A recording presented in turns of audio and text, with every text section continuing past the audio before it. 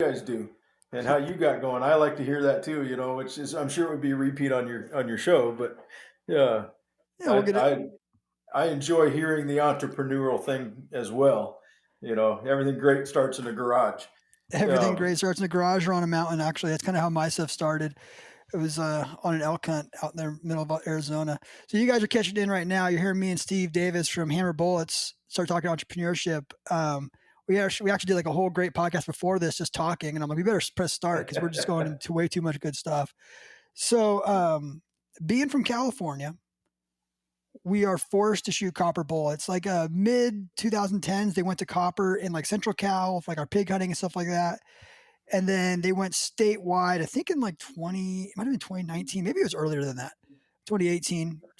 Might have been a little earlier. You Maybe, guys have been kind of a captive audience for us. yeah, Um, maybe it's 16. I don't know, somewhere around there. The late yeah, 2010s, in the teens right there. It went copper only in California. I was shooting a different bullet, a very popular bullet that works really well for me, and I have it in some of my guns still. But man, when Steve came out with hammer bullets, I got some of those from my 260 Remington because I don't shoot Creedmoor, I shoot 260 because I'm a gentleman. So I got some of his 124s, and by golly, those things are some of the most accurate, easiest to load bullets I've ever gotten in my life. And I can't even tell you how many animals I've killed that bullet now. I've shot in, no joke, I've shot in groups of the size of a grapefruit 1,000 yards with that bullet. We had to drive down. One of the bad things about copper, if you never shot them, is you don't get that mark on the target. So we actually drove out there. I'm like, I know I hit. I had a 3 shot. I have a picture on my phone. I mean, it's the size of your freaking hand on this 1,000 yard silhouette with those 124 hammer hunters. And man, they're just great bullets. They're easy to load, and they do everything I need them to do, to the point where I don't even shoot lead anymore. I just shoot hammers at everything, no matter what state I'm in, because they give you a great blood trail. And with Steve's design, they're super accurate. And they also do some stuff inside that's different than other couple bullets that come apart. And we'll talk about that right now. But man, Steve, you knocked it out of the park. I love industry disruptors. I love guys who come in and do something different, because there's, you know, 4 or 5 big bullet guys making the same damn bullet right now with a different color tip on them. And you came out and said, "Hold my beer. I'm going to make a copper bullet that does something different." And well, it just works, that, dude. that's so and if anybody's listened to us on a podcast before, Brian and I became buddies and started hunting together and all that goes with that, and we were we were those weird guys that would go to the range and set up milk jugs and catch bullets to see what they do, Mm-hmm. right? And uh, trying to find that bullet that would, for lack of better terms, make our deer nice and dead without blowing them to pieces, Mm-hmm. right? We grew up, if Dad didn't have a good hunting season, then we didn't have a lot of meat, so we were both those guys that were, taught, yeah, don't shoot too close to the shoulder. We want to eat that. Uh, Mm-hmm. so shooting an animal and making a good shot and still losing a shoulder was just a violation. Um, and so in our quest, we found copper and liked it better, but everything we tried had some sort of an issue. And not knowing any better, we thought, well, we'll just make it ourselves. So and before you get going on that, one of my pastors, he did this message on this years ago, and he says, if it wasn't for illusion, nothing would get done. Meaning, you have this idea that I'm going to create this great bullet, and the problem is you start doing it, and then you get to a point of no return where it's either like you're going to fail or you've just gone too far, and then you're stuck with it. And you have to keep going, right? And that's kind of what happened with this, I imagine. Like you have this illusion, yeah, this will be easy, you know. I kind of think that we were just too stubborn. I don't know. I mean, we bought a small CNC lathe and put it in my garage, and thought if we just get the purest copper that you can get, it'll work great, right? How much better can it get than really pure? Yeah. And we just didn't know, and it didn't work. Uh, and we had this ideal of the nose opening and shedding. We wanted that nose off, where we didn't want that rounded mushroom, because the flat square front, even if it's quite a bit smaller, will create a larger wound channel because it displaces perpendicular to the direction it's going versus Mm-hmm. the rounded mushroom kind of parts its way through and goes through with less permanent wound. Uh, so we knew we wanted that off of there, and anyhow, it all seemed real easy, but when we started doing it and it didn't work, then we're holy crud, what do we do now?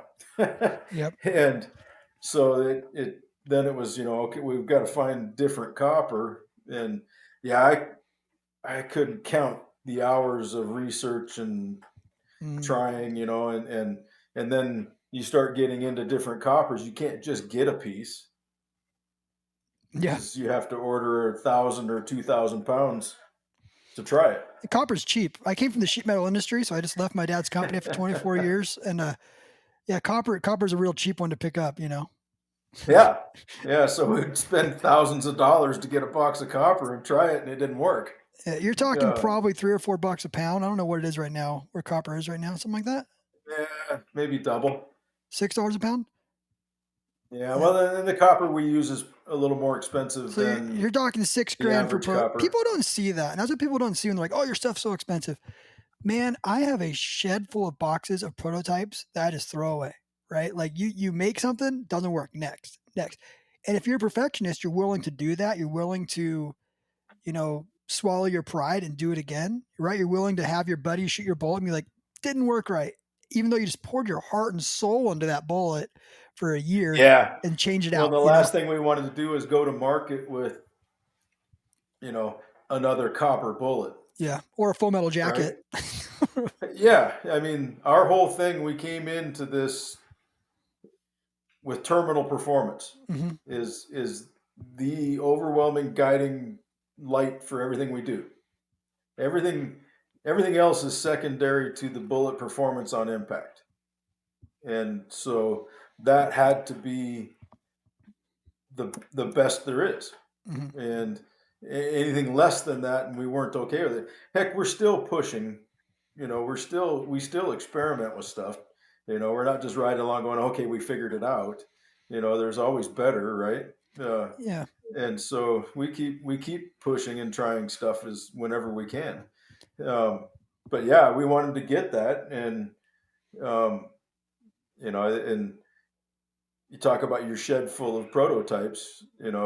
We we got a lot of that too. We try this, that design's not so great, but you know the nice thing about what we do with the CNC is we can make a few, yeah, you know, and go. I don't have to make thousands of them to make a run or anything, like that kind of thing. So we can toy with that kind of stuff pretty easy. But uh, so we got lots of those discarded designs, but the copper, we we started this. We didn't really have two nickels to rub together. But the next thing you know, we've got, I don't remember, 3 or 4 thousand pounds of copper on my garage floor that we can't use. yeah, And so it's like, well, we'll hang on to it. Someday we'll make target bullets or something. And finally it was, well, you know what? Let's just go recycle it, get half of what we paid for it, hmm, and get it back in the company because we need the cash. yep, And it's just one of those lumps that we had to take. yeah, man. So I've had so many of those, whether it be marketing mistakes or designs that just didn't work, things I believed in, no one else believed in, and I kind of call them expensive lessons, right? You have to look at them as expensive lessons. You can't look at them as like I failed, or like I'll openly say like some of my first tripods weren't good, but I had to make those not so good tripods to get to the point where I am now, where I feel like I'm one of the top dogs in the tripod industry. You have to be willing to make those mistakes and lick those wounds. And you can't look at it like, oh, I had to got half my back from a copper, we're screwed. It's just like, oh well, that didn't work. But I guarantee you that, if we get this right, copper's not gonna be an issue for us anymore. You know what I mean? And the only person who sees that is the entrepreneur, is you guys, right? Everyone else is like, be cool if you make it, I'm rooting for you. But you see, like, no, if I get this right, if I get this the way I want to do it, I'm gonna be able to go hunting all the time I want. I'm gonna be able to do these things. I'm gonna be able to have a income in a business. And it takes an entrepreneur to have that mindset and do it and be willing to fail. Yeah, well, and I always say, we learn more from failures than we do from success, Yes, sir. right? Because when it doesn't work, then we can learn something from it. When it does everything perfect, it's like that's great, and it's always great to hear from people. Oh man, it's amazing, they shoot so accurate, they work great on the deer, they do everything you said they would do, and guy loves to hear that stuff. But you learn when you hear about stuff that didn't go right, Hmm. uh, and it's like, okay, now we have got to figure out why. How could that be? Why did that happen? And figure it out and try to make it so it can't happen again. Hmm. Uh, and I'm sure you're the same way. The failures made you better. Oh yeah, and the failures eat me alive. Like I still have, if something fails, it gets shipped to my house, and I want to see it. I want to hold it. I want to see what's wrong with it. And a lot of the Mhm. times, I mean, sometimes it's just someone was a knucklehead. Sometimes it's someone put a bullet through the guts and said your bullet sucked, and they have the ability to go on rock slide and just hammer you, right? I mean, like you get those guys too, but you want to kind of figure out what went wrong and how how we can make it better from that, right? And and I've made, like I talk about all the time, like my first panhead. Um, it's probably probably the best selling hunting panhead in the country right now. And I could have left it the same from day one. I've made like 4 or 5 changes to that panhead since inception, not because I had to, but because I saw I could make it better. Right? All right. Like I had one guy email me that his tripod got water in the legs. And when I designed my new tripod, I spent 10 grand and made waterproof twist locks. You know what I mean? Like those failures, if you look at them in a way to improve, you're really unstoppable. It's when you kind of think like you've got it and you're the best, but everyone else is going to catch you. But when you're constantly trying to improve, it's really hard to catch you, right? Especially someone like you Mhm. guys. And I mean, like I'm enough of a fanboy to know, like you have the hammer hunters, the sledgehammers, but now you have like the absolute hammers. Then you got the tipped hammers now, which I haven't even tried yet. Um, and you're constantly improving. And honestly, you could have left it with the hammer hunters. Like they work, they work really good. It worked great. They work you great. know, Like, and it's the tip. You bring up the tip bullets. The HHTs. And that was a year or so in development. From I mean we tried tip bullets several times before. We were long range guys, so chasing mhm, BC, all that kind of stuff. But there was no way we could possibly take a bullet to market that almost works as good as what we already had. mhm. Right? There's no way I could tell you, hey Drew, you should try these HHTs. They're great, and the terminal performance is almost as good as a Hammer Hunter. I think you'll like them. Yeah, Yeah, yeah, just there's no way we could do it. yep. It had to be as good or better in order to take it to market. And so, and in the beginning, we were small and we could make mistakes and chase them down. Uh, Now it's a little scary. If I launch a new product and we sell a whole bunch of it in a quick hurry and it's not good, man, that's really tough to recover from. It really Yeah, is. And people love, I don't know what it is about the internet. People love to pile on too. So something like that goes wrong, jump on a forum, and people will just like they're not even involved in it. They'll just start hammering on you, right? No pun intended. You know what I mean? Like I had a guy the other day go on to Rockslide, which I'm a big sponsor of Rockslide, but sometimes people can go on there and just because they have a public forum, they can do whatever they want. Put this totally yeah, false thing out, and I had to go out and then instantly 10 messages. See, I knew it. I knew those guys. Blah, blah, blah. And it's just like, then I had to be like, no, actually, you're wrong. We emailed you back because he was upset we didn't email him back. We emailed you back, and you never responded to us, you know, and but it's like people want to see hammer bullets fail because people don't like copper. I mean, people. yeah. It's like I'm a big dirt bike guy. Second passion, so it's hunting, hands down, shooting, and then dirt bikes. There's this big thing with Okay. electric bikes coming in. The electric bikes are really good, but there's gonna be guys who will never switch to electric bikes because they're not real. And people do not want to switch to copper because copper just doesn't work. Copper just pencils deer. Copper just does things. But I you know, get tired of the generalization. yeah, Guys will say, "Well, all copper bullets are the same," but then in the next sentence they'll say, "Well, yeah, not all lead bullets are the same." Well, yeah, how do you make that? How do you make that? You yeah, know that you don't put all lead bullets in the same category. Well, you don't put all copper bullets in the same category either. because they're not.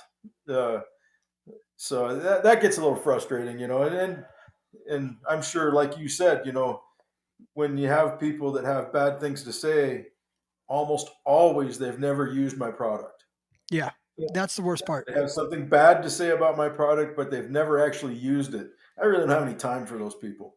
Um, Now, if you've used my product and you've got it and you have an issue, then I very much want to talk to you Yep. because that guy I can learn from. Uh, but yeah, no, I get exactly what you're saying. That stuff's frustrating, and then you know it, we got our hammer haters, we almost kind of figured out we got well. I guess we kind of maybe that means we kind of made it if we have a hate club. Yeah. So one thing I can say that's been nice as we've gotten bigger is I used to feel like I had to respond.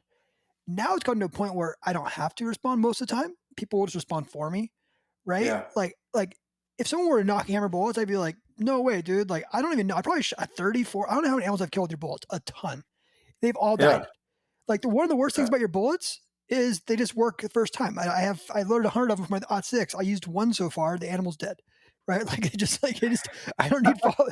If I put that bullet where it needs to go, they die. I mean, I'll give you an example right yeah. now, a copper example. So I went to Hawaii this year on axis deer, and I was going to bring my '06, but I was already bringing my bow. We were going to archery hunt with Brad from Gritty. We were going to archery hunt. I had to bring a cooler, all this stuff. I was like, well, you guys borrow my gun when you get here. So I borrow his gun, and this is a California guy. He's a phenomenal guide. Actually, it's a phenomenal guide. Um, but his gun was a 6.5 PRC, and we were using copper bullets. Well, they weren't your bullets. I know your bullets would have done this, but I kid you not, I penciled 3 deer. One of them I didn't find Oh, because that bullet was oh, going. We were shooting at like 100 yards, 150 yards. Those bullets were going so fast that they were just penciling. And I know for a fact we were penciling because I know they were good hits, and I found the deer. The second 2 deer, I was able to put follow up shots on and kill them. But you can see the pinky both sides, and I'm sitting there thinking, man, hammers love velocity, and hammers yeah. will. And I don't understand that. I haven't tested a lot of other bullets. Really test my own stuff, but the higher the impact velocity, the faster they do their thing. Your bullets are So phenomenal. They hit and um, they just do it. so and I've heard those stories. Well, you can shoot a bullet too fast, and it goes all the way through the deer before it can react, and that doesn't make sense to me. I don't because I've never been able to personally witness that happen on impact testing, Yep. This is where my first time it's ever going so seeing it. fast that it won't open. This is Uh, my first time ever penciling, and it was a copper bullet and 100% a pencil because I was looking for my pinky on both sides of this thing.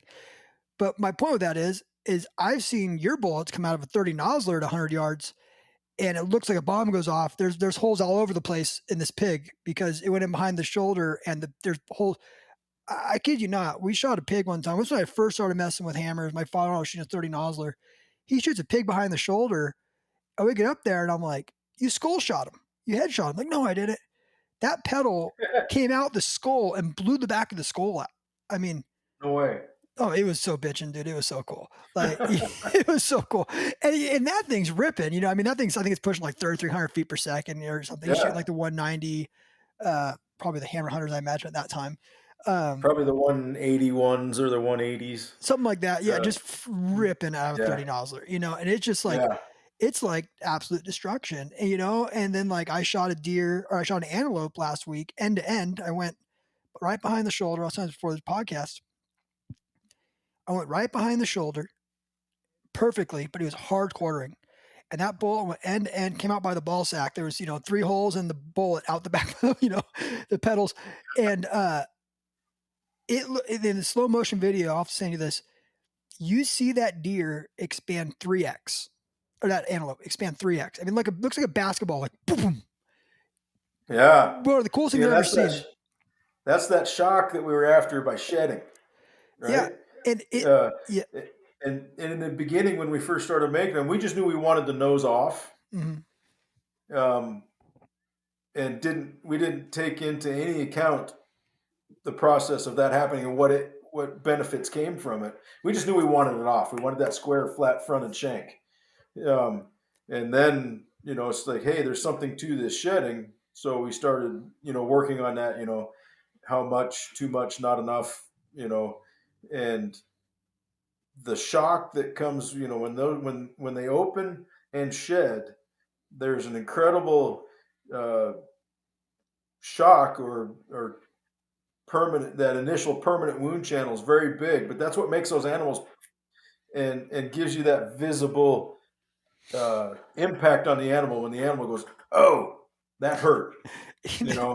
versus the animal when they shoot them and they go, "Something happened. I think I should run," because they don't. I don't think they can feel it. Yeah. But when they go, huh, or they lock up and can't move, that's that shock that just kind of shuts them off. Yeah, this buck, which was really surprising, he ended up going like 100 yards, but he was so turned on at this point. He was chasing a doe. Like I just shot him because he wasn't going to. He was just. I mean, literally, like if I didn't shoot, he probably would have ran another 500 yards that way. He was all over the place. He was so dead on his feet, like more dead than I've ever seen before. Dead on his feet.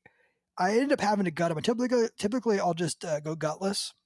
So I go Right. to gut them, and normally, like if you've ever gutted an animal, there's pressure in their stomach, right? And you're going to gut them, and you're going to put your fingers in there. There was no pressure. I couldn't figure it out. So we opened them up, and it pure that hammer bullet, dude. It was my 30-06. I go 151 hammer. I'm going 3160. So, but basically, it's a 400 to 500 yard gun. It pureed his guts. I've never seen something like. There was not an intestine left in this deer. Both lungs are gone. It just killed this deer. I don't know how he ran. He was just been so horny that he ran. I don't know. You wanted those does so bad, but he piled. Adrenaline is a wonderful thing, I think. Yeah, Yeah, that adrenaline's going.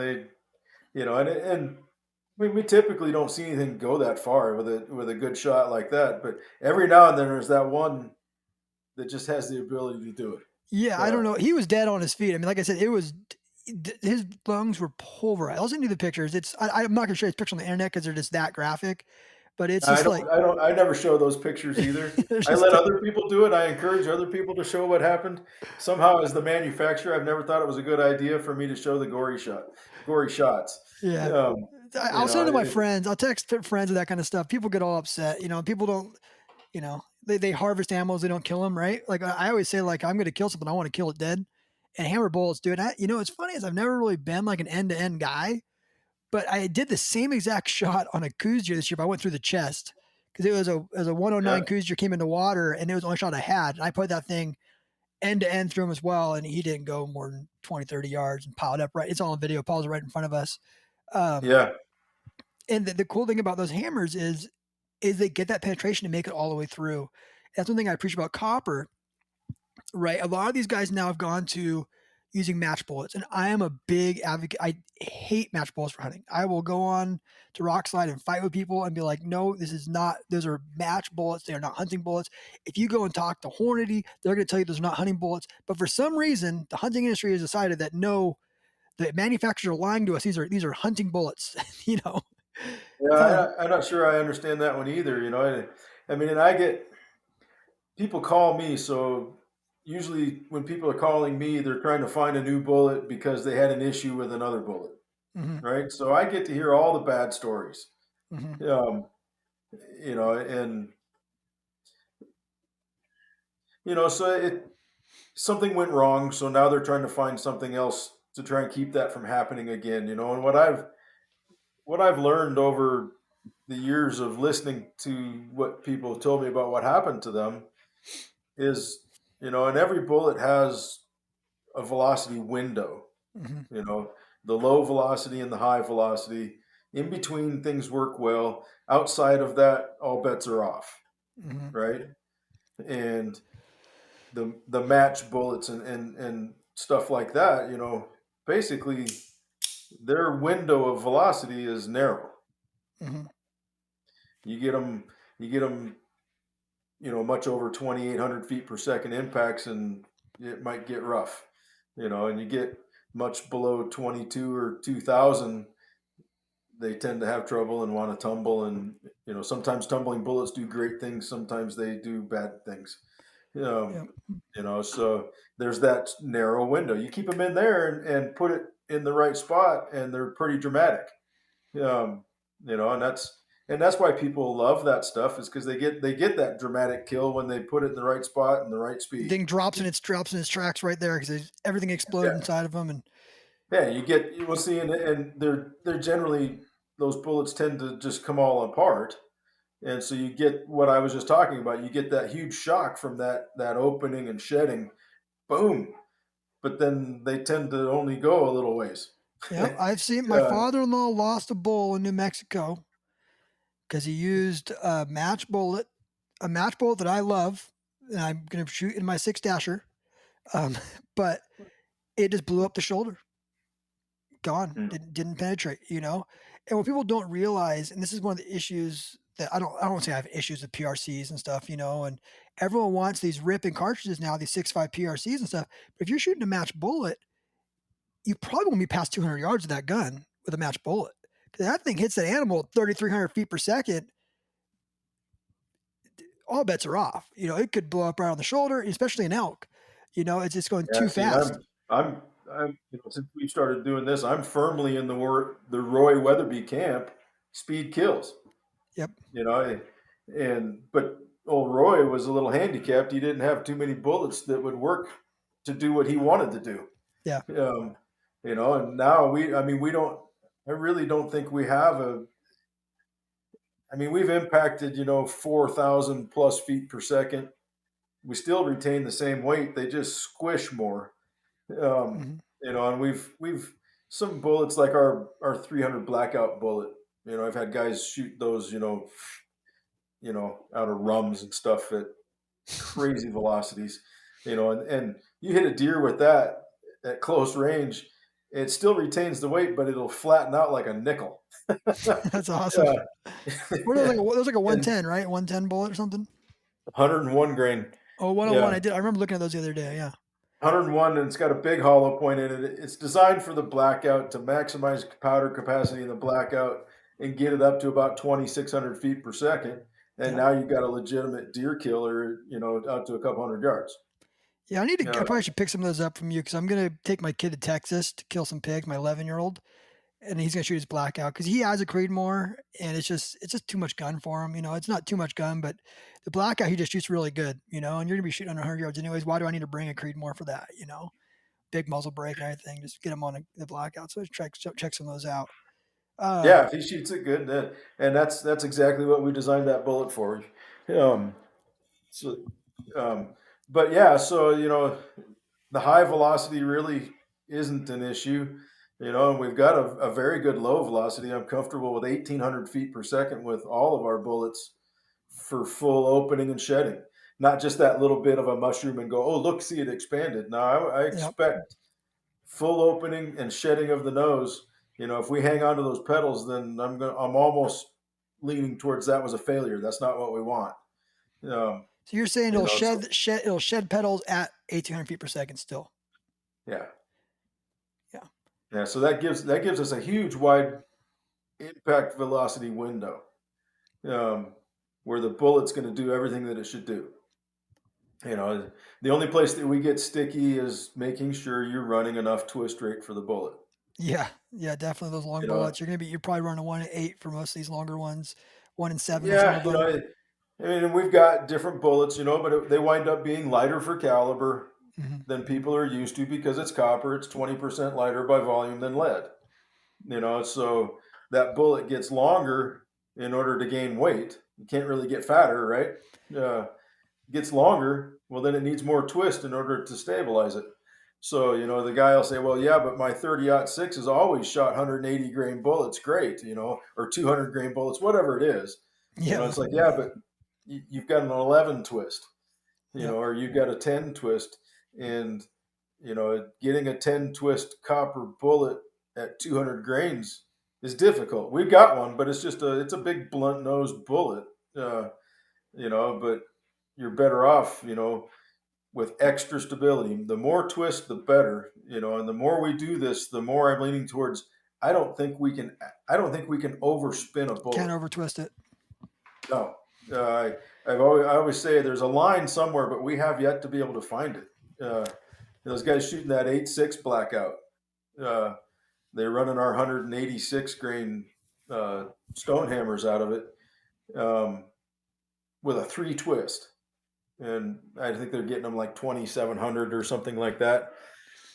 And it's spectacular on deer. Uh, but there's something to that, the faster that thing's, and over the years of impact testing, the better the stability, the better the bullet performs on impact. And I think the more you twist them, the better it gets for everything. Uh, I was talking with a fella the other day that's super smart, uh, way smarter than me. But we were talking about a lot of different stuff. But he brought something up, and he's an ELR guy, shooting miles, Mm-hmm.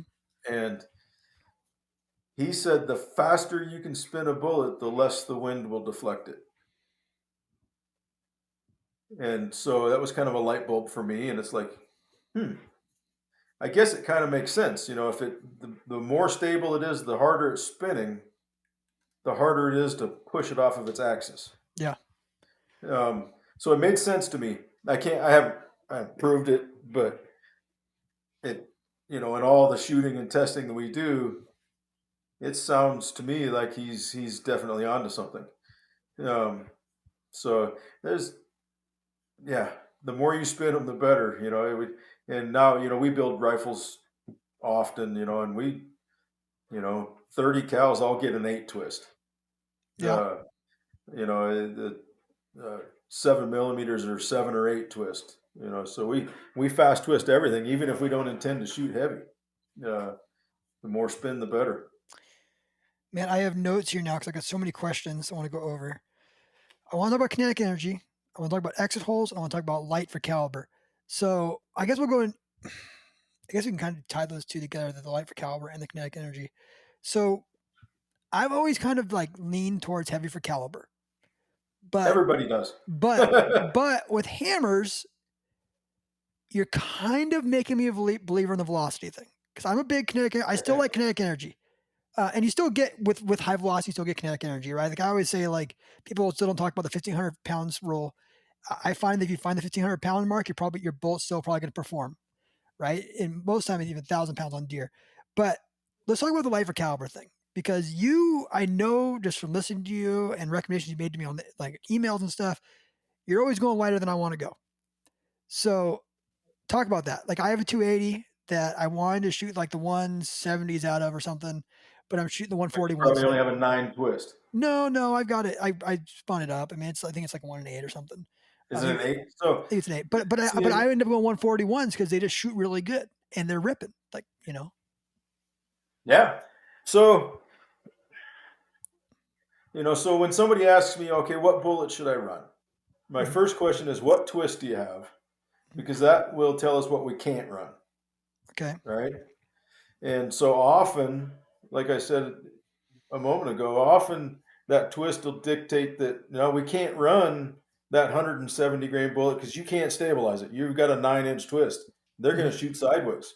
Or if you're at a high enough elevation and you can get them to shoot well, there's a very good chance on impact they're going to yaw and not open, tumble. Bad things happen when you're not fully stable, right? So that's the first thing, and so often that winds up dictating that we're going to run a little lighter than we're used to running to keep the stability. Now, in your case, you got an 8 twist, so you basically could run any of our 7 millimeter bullets. Mm-hmm. So my next question is, tell me about your hunting. What are you hunting, and how far do you want to hunt to? Not how far do you want to shoot rocks. How far do you? What's your hunting range that you're comfortable shooting at an animal? Right? And so we'll get that number from the guy. One guy will say, well, I don't shoot past 300 yards. The next guy is like, well, I want to be able to kill elk at 900 yards, whatever it is. Right? So that will start to say, okay, well, that lighter, faster bullet will get passed up by that heavier, slower bullet someplace downrange. Somewhere around 450 to 600 yards, it's going to start passing. Yeah, 700. Depends on how much horsepower we're running, all that kind of stuff, But and then the question is, it's the I always call it, the rabbit and the turtle race. The turtle always wins the race, but the question is how far downrange before he passes the rabbit. Hmm. If he's passing the rabbit past how far you want to hunt, then why are we going to run that heavy? Yep. Right? Not to I'd rather mention take the you can't. You have to. A lot rather of have these. the higher Yeah, impact velocity. a lot of your rifles aren't going to be throated for some of these longer copper bullets. You're going to have to seat that bullet super deep in there. You're not going to get a lot of powder in there as well. Unless you build a custom, Yeah, you could throw. I know a guy who throated his gun out just to run the heavies in his 280 Ackley. Um, yeah, he had to throw his gun though to get him to get the powder in there. That or you're pushing that thing way down into the case and you're not getting a lot of powder. yeah. See, and I did that with my 280 Ackley, but I really don't run very heavy with it. And actually, it's my daughter's now. She wound up getting it because her scope broke at hunting camp one year, and I Merry Christmas. What are you running in there? You run the 150s? um, she's now running the 145 HHTs. Oh, okay, the Uh, tipped ones. so that rifle is, for the most part, it's run the 140 Absolutes, That's what I'm the running. 143 Hammer Hunters, and now the 145 HHTs. Uh, Okay. the Ackley does really well with the Absolute design, the huge velocity gains in that cartridge. Um, but we'll come back to that. That takes us off Yep, into it does. Sorry. different tangent. But uh, the energy thing. I'm not a big energy guy. You know, Hmm. there is energy there, right? You have to have energy in order to make the bullet deform and cause a permanent wound channel. But the energy number was something that some magazine writer came out with in the 50s or 60s. You got to have 1,500 foot-pounds in order to kill an elk. Anything less than that's not enough, and it became one of those things that became fact. Uh, you know, but really, it's not. The energy. So if you take the bullet that's running and it's impacting with 1,500 foot-pounds of energy, but it doesn't deform and it pencils through. Hmm. Well, that energy didn't do us any good, Hmm. right? Or you take another bullet, it lands with that 1,500 pounds of energy, but it totally comes undone and it only penetrates a few inches. Hmm.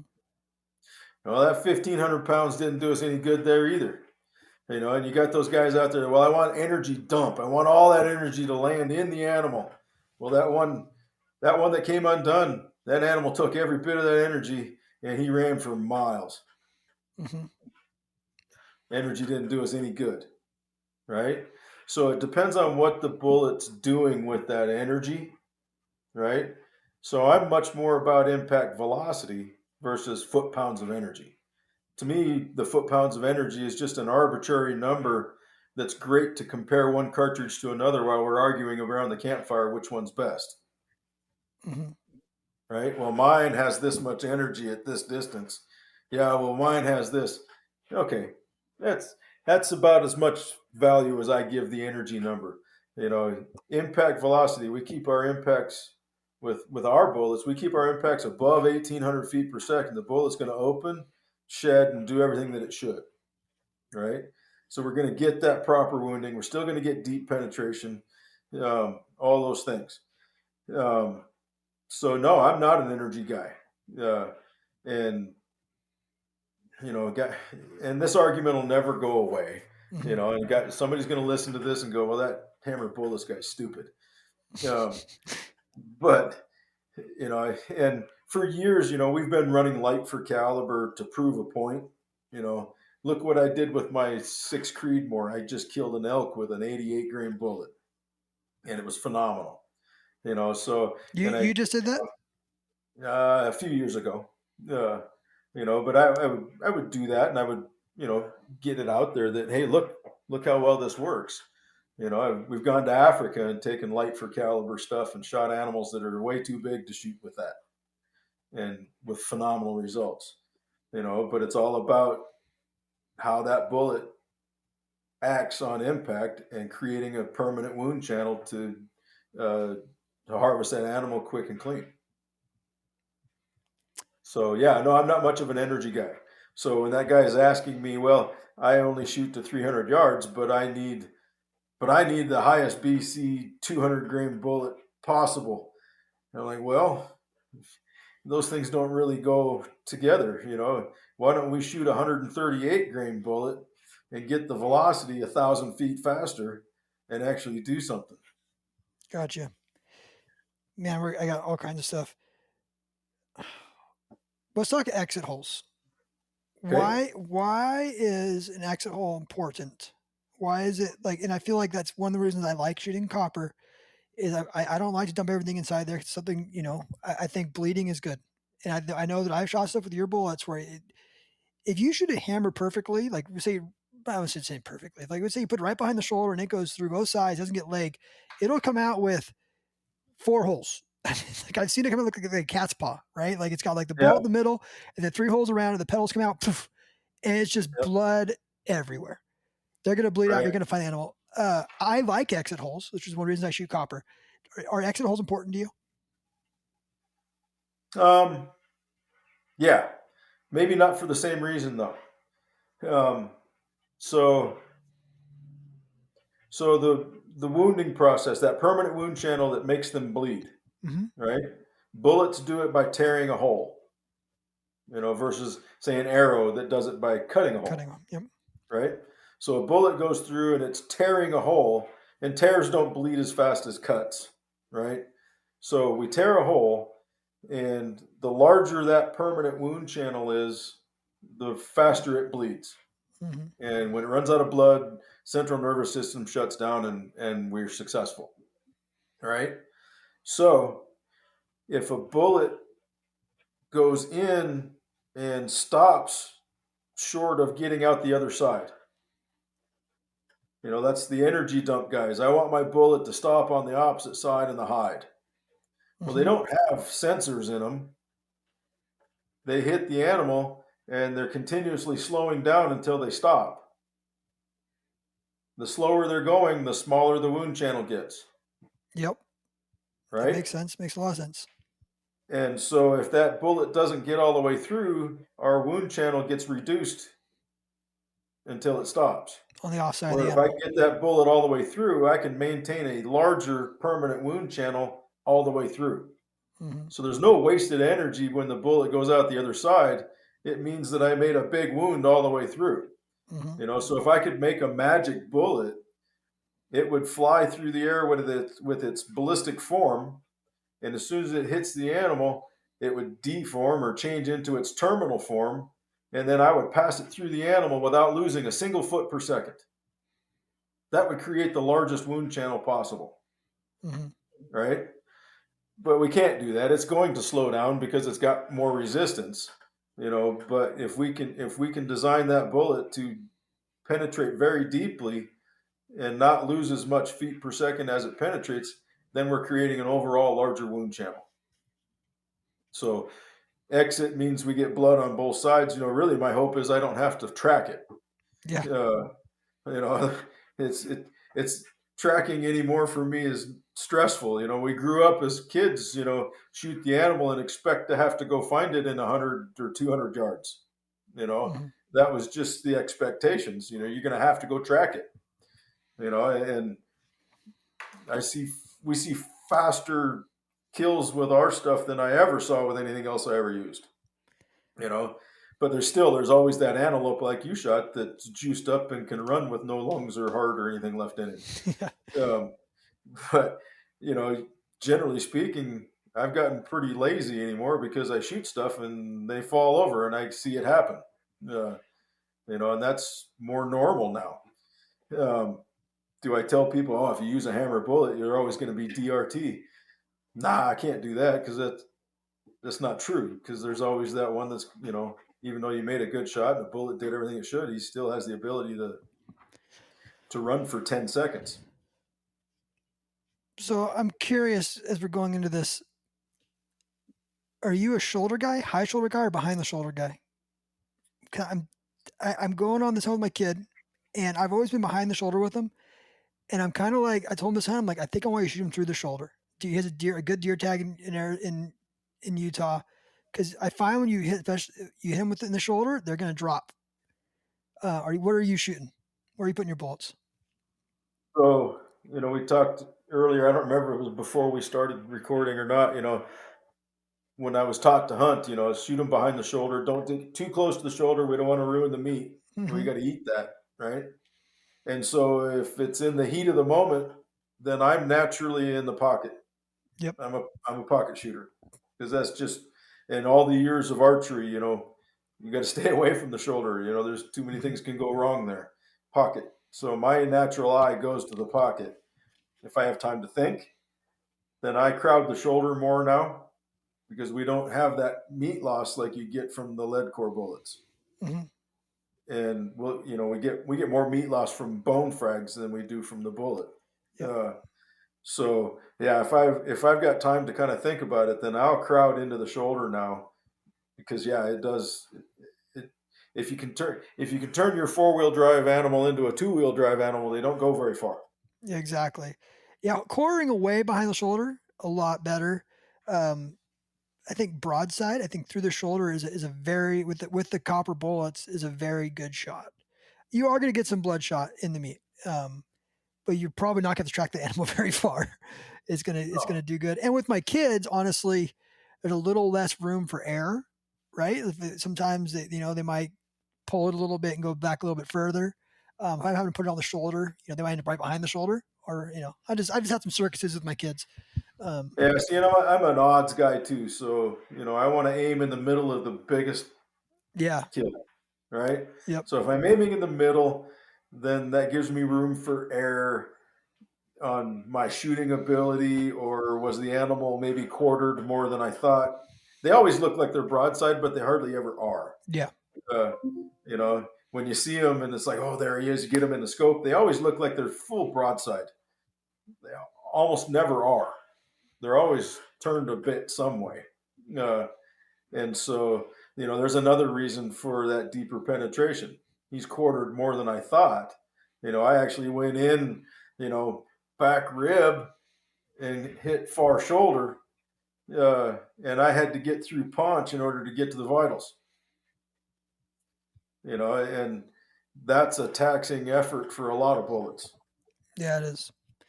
It is, and I've found some hammers like in elk. I've found some hammers, right? Because it's just a big old animal.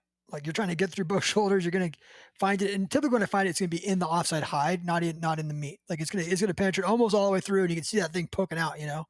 Um, which happens with all bullets. But you went all the way through with some of those lead bullets, it probably wouldn't have made it all the way through. It just they're dead. Right. I like when they're Yeah. dead and they don't know it. Yeah. Yeah. The quicker, the better. It's much more relaxing. Uh, I hunt because I enjoy it, and so hunting when it's stressful is stressful.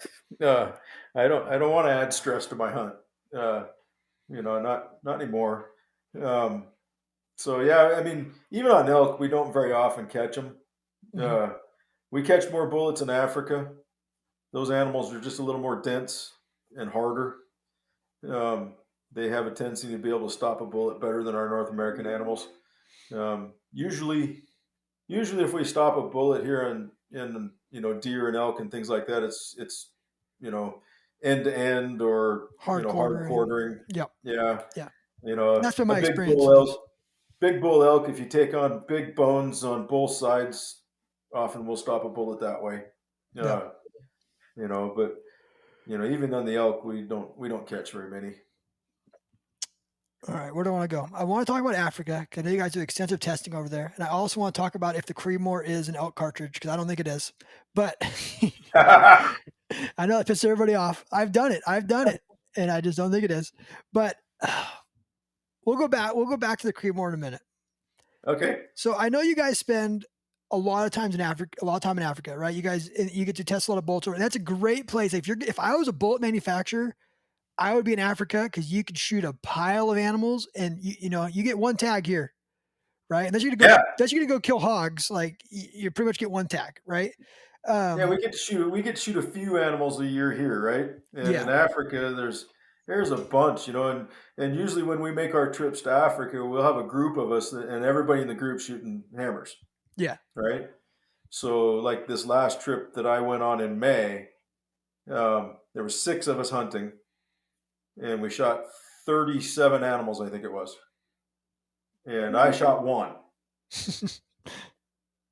And that was all I wanted to shoot. I shot my Cape Buffalo, and then everybody else shot a pile of stuff, Hmm. But in a matter of a few days, we can go shoot, 30, 40, 50 animals, and and go examine all of them, and get great feedback, and the outfit that we go with in Africa, they shoot hammers exclusively. So I get feedback from them all the time, and they're shooting hundreds and hundreds of animals every year. Hmm. A great So way to it's get great way to get invaluable, feedback. Yeah, 100%. invaluable to us. There's there is no replacement for animal testing. Yeah. Yeah, you can shoot as much meat as you want. You could put a turkey up, a frozen turkey, whatever it is, water jugs. It's just not the same as killing a live animal. It is not, And yep, and how fast their lights go off is more important than any kind of media testing. yeah, Um, we media test all the time because I don't have an animal to shoot all the time. yeah, yeah. So we got to test in something, right? Yeah, but yeah, we talked about the development of the tip bullet, the HHTs. Well, we had those hunted all over the world for a year before we said, okay, these things are great. And literally thousands of animals. Uh, and we personally didn't get to shoot all those. I mean, we got to do our part, but we had other people that are out that have the ability to shoot way more animals than we ever can think of, and and get terminal performance results, and make tweaks and change things, and make sure that it was doing what we wanted. Um, so, yeah, way more animal testing than we ever tested in media. That's for sure. It's good to hear that you're building a bullet that kills things, and you're killing things to find that out. There's no better way to do it. That's why I spend so much time in the field. I spent 100 days in the field this year glassing because I can't build a tripod in my office. I can build it in my office, but I can't use it in my office and really be able to say it works. Right? You have to go out there and use it. So here's how I'm going to Yeah. spin into this. Here's how I'm going to spin into this Creedmoor thing. You went to All right. Africa. You shot at Cape Buffalo. You used a 6.5 Creedmoor? Did I, or could Did I? you? Did you? Did you? No, I didn't use You that didn't. for a buffalo. Why not? No. Um, yeah, it's probably not a good choice. Uh, can it do it? Would it do it? Yeah, I think so. Hmm. Um, if things go sideways with that animal, though, there's a good chance he's going to try and kill you. Yeah. So there's a whole lot of risk in shooting an animal like that with something that is marginal. Uh, people's lives are in line at stake uh, when you use something marginal for that. Uh, and I've I've shot some pretty big animals in Africa with 30-30. Hmm. I would call that less than a Creedmoor. With like a sledgehammer or something. Yeah, so I took my 30-30 with the 143 grain lever hammer, stone hammer. Stonehammer. Okay, Um, there you go. it's designed for the tube magazine. Running them out of my old Marlin at, I don't remember, 2,600 feet per second. And I shot wildebeest and a zebra and a kudu with it. Actually, two kudu, um, and performed very well. But that is running out of poop at about 150 yards, Yep. It's right? you're getting Um, you're losing velocity fast. yeah, a big blunt nose bullet, and it's only starting out at 2,600 feet per second. Yeah. And it's open sights. So I don't know about anybody else, but I have a hard time shooting much past 150 yards with the open sights. But so that a lot of people would say, well, that's ridiculous. You just can't shoot animals that big and that tough with that small of a gun. I used a 17 Hornet in Africa to take impala. Worked fabulously. Uh, and that's a little 21 grain bullet, but it's going 3,600 feet per second. Hmm. And Not that I'm not gonna reach for a 17 Hornet to go whitetail hunting because I'm in the same boat as you. I think it's marginal, but I wanted to do it because I wanted to see, I wanted to know. Uh, If it could kill a and kudu, all it could kill or kill an impala. It could kill a squirrel, right? yeah, you know. So, do I think the Creedmoor is an elk cartridge? Yeah, I do. Within reasonable distance. Do I think it's what it was marketed as, 1,000 yard killer of elk, better than a 300 win mag? No, I no. think it's a. I'd almost say I think it's a 300-yard elk cartridge. I don't think it's a Yeah, 600-yard see elk that. I don't think it's a 600-yard elk cartridge. And I've got a lot of guys shooting the Creedmoor, shooting like the 124 Hammer Hunter, Mm-hmm. killing elk to 600 yards with it very nicely. Um, if I'm hunting elk to 600 yards, I'm not grabbing a Creedmoor, even with my bullet. Uh, you know, it. I think, you know, I mean, we're leaving here in a couple weeks to go to New Mexico on a So am big I. elk hunt. Are you? Yeah, deer. Huh. We're muzzleloader deer hunting. Make me a muzzleloader bullet, Steve. But keep going. Sorry. It's on the list. Um, so we're going there, and I'm bringing two guns. One propped up here in the corner. We just went out and did long range drop validation this morning. So I'm bringing a great big monster, a 3338 Lapua, um, and we got a prototype bullet. I'm running at a little over 3,700 feet per second. It's 192 grains, Holy smokes! and so I'm bringing that in case it seems like we're going to have to shoot far, right? But the gun that I'm planning to carry and do all the work is a 7mm 08. Okay. So that kind of falls in that Creedmoor world, right? As far as cartridge, uh, but I'm going to keep it under 500 yards, Mm-hmm. and I'm running out of it. Little 18-inch barrel. Yeah, I'm pretty excited about this gun. Little 18-inch proof carbon fiber with a 6-inch suppressor in a MDT carbon fiber folding chassis. So I can fold this thing up, I can strap it on my pack, and I'm short on a good day and it won't stick over my head. And it comes in scoped all in 8.5 pounds. So I'm pretty excited about this little gun. And I'm running another prototype bullet, 141 grain bullet, and I'm pushing them just a little shy of 3,000 feet per second. On paper, I'm good to. I got my drop charts from this morning here. I'm good to about 700 yards or so, depending on the elevation. I'm not going to use it that far. Uh, it. I used to be in the camp of if I've got enough velocity for the bullet to perform properly, then I'm good with the shot. Well, over time, probably just because I've gotten older, well, maybe a 7mm bullet at 1,800 feet per second, we might be better off running a 338 with an 1,800 foot per second impact. Mm-hmm. Uh, it's just bigger. Bigger bullets make bigger holes.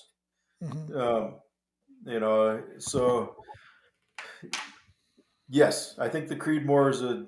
I don't have the numbers, but I can pretty well guarantee you that we've had more elk killed with a Creedmoor than any running our 124 grain Hammer Hunter. Mm-hmm. I can I can I can just guarantee that there's been more elk killed with that combo than any other bullet we make.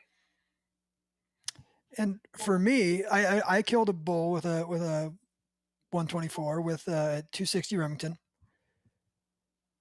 But for me, I'm going to pick up a 30 cal or 7mm if I'm going to do elk hunting. For the reason I Yeah, like the word you said, marginal. Like when you said, why bring a marginal bullet? Because if things go wrong, right? There's a reason why my kids shoot 308 now, right? I have a kid shoot 308 because they were shooting like 243, Like I had a pig almost kill me. It was awesome. Like I had to shoot this pig on my feet. It was such a bitching story, dude. This thing, like it almost, and there was a hole in this pig. I mean, he hit the pig perfect. It just 243 didn't do it. And I find with that bigger frontal diameter, bigger wound cavity, bigger hole, it just kills better. And on Yeah, elk, they're such a big animal that let's say that you think you are a 600-yard shooter, which you probably are, Steve. That's what this is my issue. This is my issue with the Creedmoor. That's why I'm shooting 30 out 6 for everything this year. Prove a point. Is that every guy thinks they're a 700-yard shooter now with their Creedmoor. And if you don't hit an elk perfectly, you're going to wound an animal. And it's going to run yeah, off, and you're not going to get a good shot on it. Where if let's say I don't want to say you shouldn't take this, I don't think you should take the same shot either with if you're that kind of shooter. But you put it, let's say you put a 300 Win Mag in that same pocket, it's going to do a lot more damage at 600 yards than that Creedmoor going, the Creedmoor did.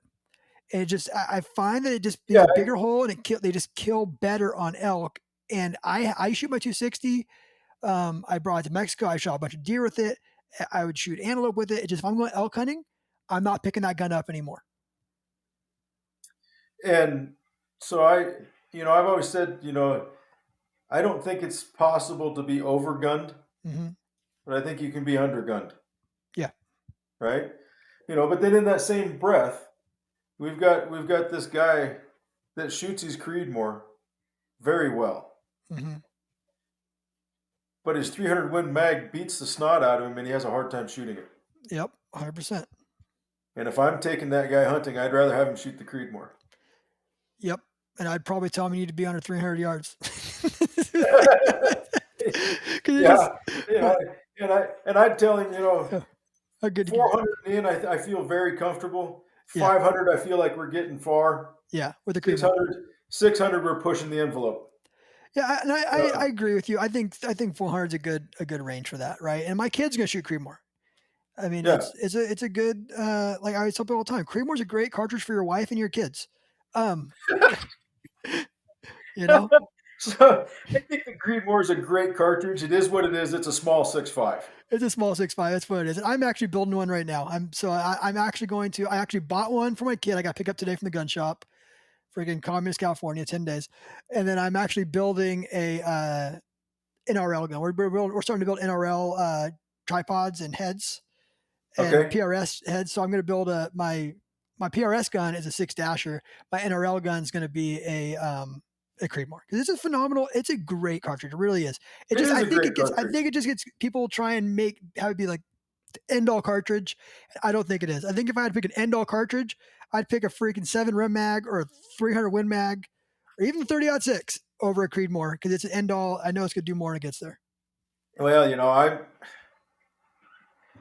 I'm I like them all, Mm-hmm. right? I like all the guns, but there's always that question. If you could only have one gun, what would it be? You know, and if you had to choose, those great campfire discussions, right? Um, I'm probably falling on the 30-06 or the 300 Win Mag. Yep. You know, if I have to run without any kind of uh, um, recoil reduction, I'm probably going to say my 30-06 is the do all gun. Uh, Yep. 300 Win Mag, they just start to hurt. Yeah, and I'm Um, not gonna lie. I got a rifle from Browning this year, a Woodstock 30-06, and I cut a break onto it. Spent $400 for a break on it because it wasn't enjoyable to shoot 20 rounds through. Now it shoots. I right, mean, custom break on it, thing shoots like a Creedmoor. It's awesome, but it shoot it just all day. shoot it all Yeah, day long. Yeah, it's actually kicks. My kids have radial breaks in a 308, and my gun shoots better than theirs do now with this good break on it. yeah. But I yeah, put kids on big guns with good brakes. Uh, oh yeah, good breaks are a life. They were game changing for me with my kids. Like my oldest boy is still. He's just now getting over being recoil shy. He's 18 because I had him started out shooting a 243 with no break, and they still. When you're freaking 10 years old, those things still kick. Man, they punch you yeah, 15 pounds in the shoulder. It hurts. You put in perspective. I'm 180 and I'm shooting. A gun with maybe 10 pounds more recoil, and I'm like, ow. Well, you put a kid that's 70 pounds behind you know, a gun that's not yeah. broke. That's That's hard on kids. I mean, back in the day, the dad would put his kid on the 30-06 and then Don't be a laugh at him for pussy. hurting. Don't be a pussy. Yeah, I man always say, up. man You up. know, Here's a 12 gauge. Man up. Go shoot it. you Everyone's know, and, drinking beer and watching, and laughing at you. yeah, no, it's hard on kids, and it creates habits that are hard to break. Oh You man. know, when people are afraid of the gun, they have a heck of a time shooting. And so it's tough. Yeah. But yeah, I like the idea of shooting the blackout with your boy. Oh yeah. Yeah, I have that's 5 kids. terrific. I have 5 kids. This one's my fourth. This is my third boy. My daughter ain't gonna hunt. She's just like she's beautiful. She's awesome. Just not her thing. But I learned Yeah. like I don't rush him into like I used to have my boy shoot like a 410 single shot. Nope. You're gonna shoot a semi-auto 20 gauge. It's gonna no recoil. You're gonna shoot a lighter bullet. You're gonna shoot 1,000 rounds of 22. It's just as much practice with the 22 as you do with the 243, right? Or put them behind an AR. An AR is a phenomenal. The only problem with an AR is it costs you a ton of money. I can't. I swear, my kids. We probably blew through $300 or $400 the other day at the range. They just freaking Oh, golly, bang bang. bang, bang, Yeah. bang. They reload for me You now. know, So it, my kid reloads, so he's loaded up 400 rounds of 308 right now. But it's still expensive.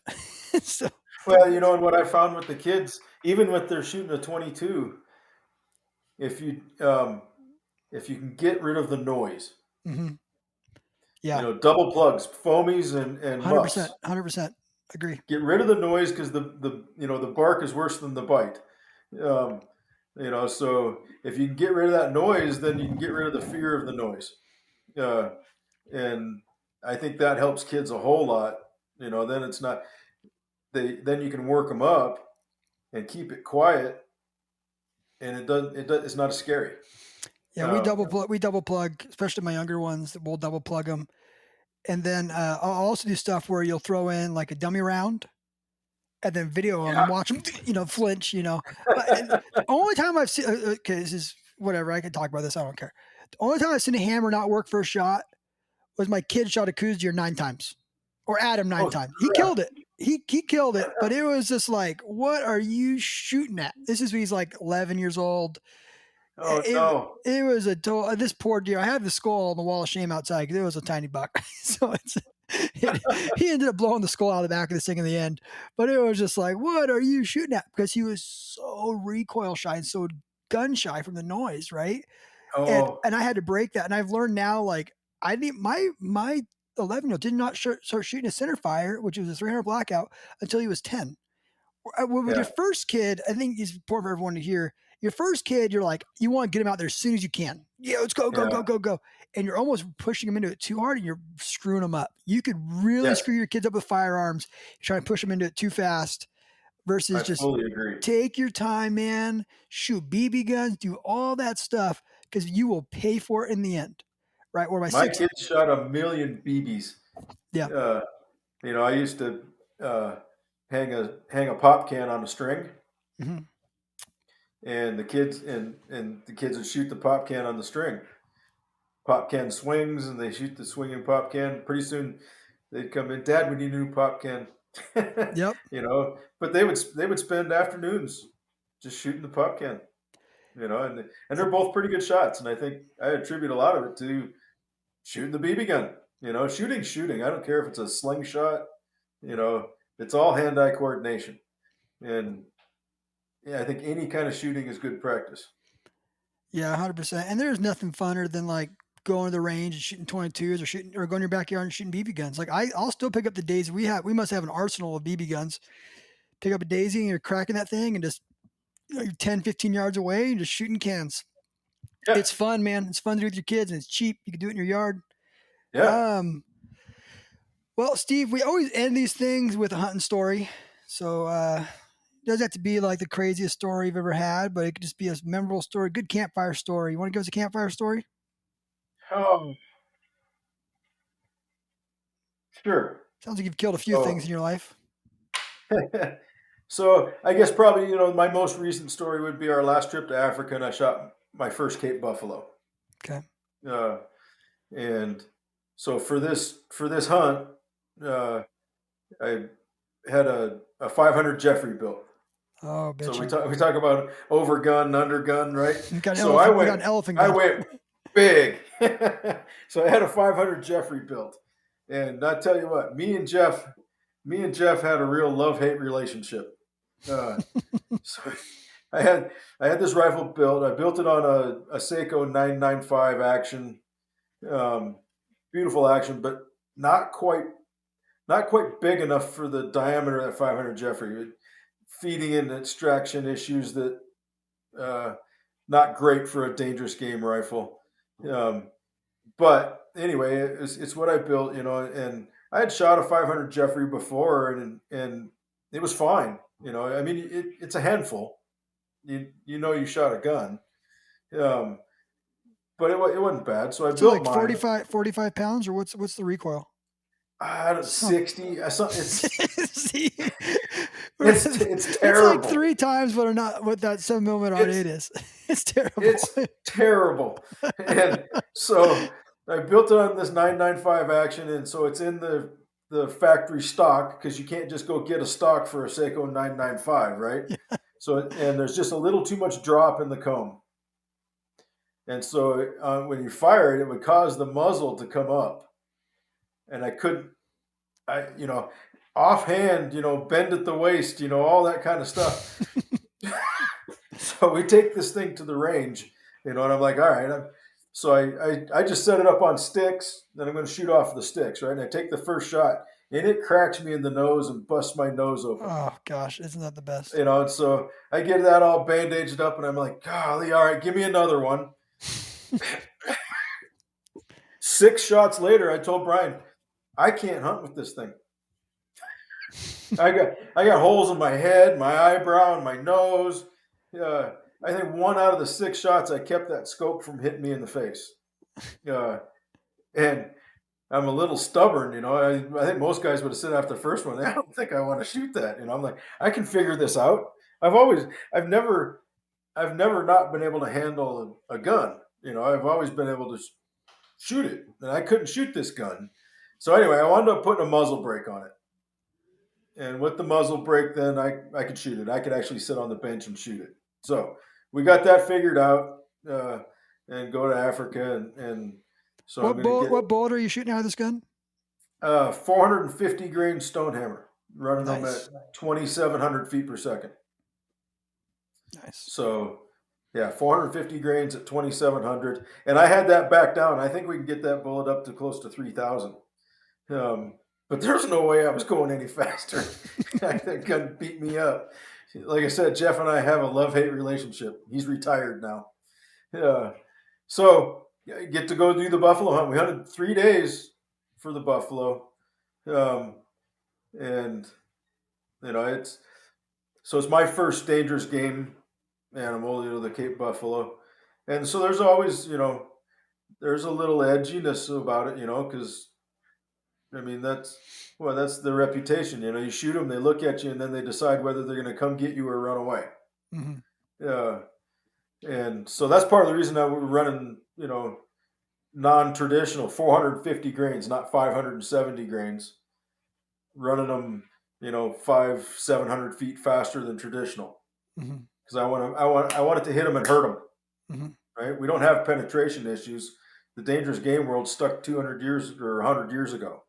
You know, slow, slow, heavy, uh, and that's a whole other discussion. So anyway, 450 grain bullet, 3 days of hunting. I tell you what, you drive around in Africa and you could drive up to these Cape buffalo, and they just sit there and look at you and chew their cud. Like they say, they look at you like you owe them money. Hmm. Uh, and when you get out of the truck and you start sneaking around in the bush trying to hunt them, man, they are skittish. Hmm. Uh, till you shoot one. But prior to that, they they're cagey. So 3 days of chasing these things around, and of course we're hunting specifically for a big bull. And finally, third day of hunting, we spotted a herd of bulls, and were able to get out in front of where they were headed, and the plan came together.